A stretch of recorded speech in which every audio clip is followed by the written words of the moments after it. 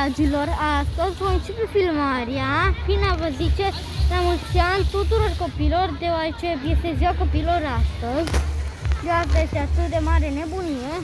Astăzi filmăm o fântână numită Fântâna cu Canale în Parcul Copiilor din Timișoara.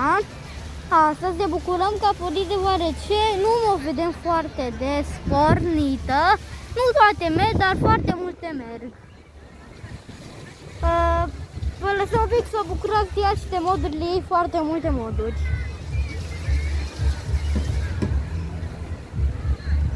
Să mai bucură cineva alături de mine, tatăl meu. Și tu, salut. Salut, salut. Da. Mai iau așa câte o pauză din când în când. Mai pornesc, se mai opresc, toate chestiile. Au repornit după o scurtă pauză. Zici că e pauză de publicitate, domne. Domne, sunt meteorolog azi. Domne, meteorolog. Uitați una în capăt, acolo a pornit. În cealaltă nu merge. Uite-le! Și acolo mai este un capăt care nu merg și acolo e una mică bobocel care va porni imediat.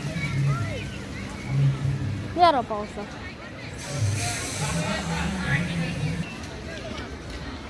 Bun, cam asta a fost și fântâna de astăzi. Sper că v-a plăcut.